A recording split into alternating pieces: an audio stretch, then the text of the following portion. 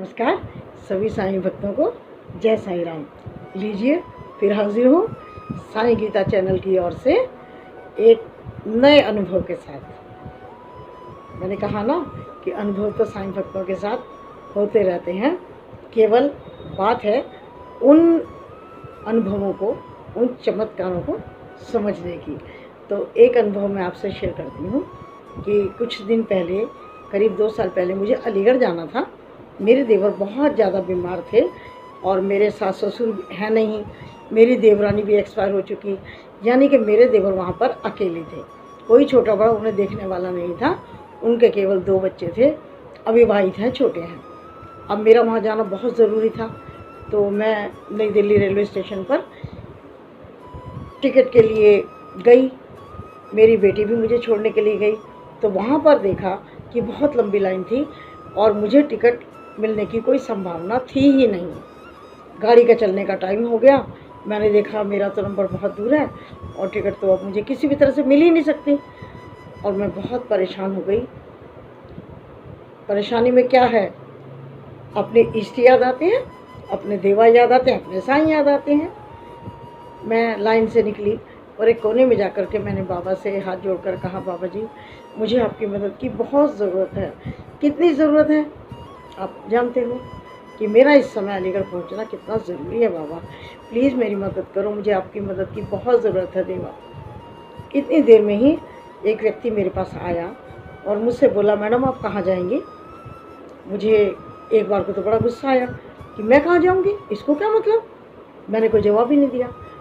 वो दोबारा बहुत ही विनम्र शब्दों में बोला, आंटी जी आप कहाँ जाएंगी। मैंने फिर भी रूखा ही जवाब दिया, अलीगढ़। उसने एकदम एक टिकट मेरी ओर बढ़ाया, बोला लीजिए आप जाइए। मैं उसको ऊपर से नीचे तक देखती रह गई कि आप अपनी टिकट मुझे क्यों दे रहे हैं। उसने कहा, नहीं आंटी मैं अपनी टिकट नहीं दे रहा, मैंने गलती से 2 टिकट ले ली थी। मैंने कहा ऐसी गलती कैसे हो सकती है, एक व्यक्ति जा रहा है वो 2 टिकट क्यों खरीदेगा। उसने कहा, आंटी आप तो पढ़े लिखे हैं, आप देख लीजिए ना, ये टिकट आज की है, मैंने अभी अभी खरीदी है। मैं अपने पापा को छोड़ने के लिए आया था, लेकिन मुझे नहीं पता था टिकट कितने की है और ट्रेन का टाइम था, इसलिए मैंने जल्दी में 200 रुपये दे दिए। टिकट 75 की थी। उसने 200 रुपये देख करके मुझे 2 टिकट दे दिए और इसलिए आप चले जाइए। तो मुझे एकदम दिल भर आया मेरा कि मैंने अभी अभी बाबा से प्रेयर की थी और बाबा ने एकदम सुन ली। अब भक्तों मैं आपसे एक बात कहती हूँ कि लोग तो इसे चमत्कार नहीं मानेंगे, वो तो कहेंगे चांस की बात है, हो जाता है ऐसा। पर मैं आपसे ये पूछना चाहती हूँ, कैसे हो जाता है ऐसा।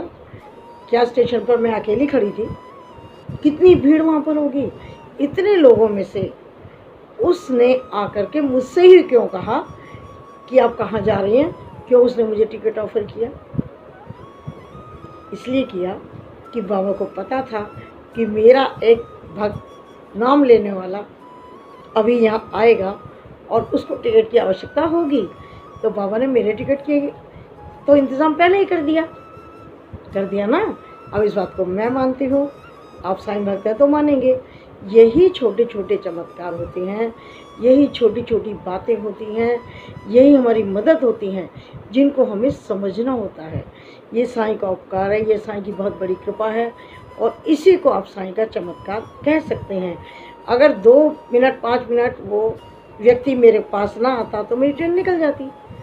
फिर वो मुझसे पूछना क्यों आया, क्योंकि बाबा किसी ना किसी रूप में आ करके अपने भक्तों की मदद ज़रूर करते हैं।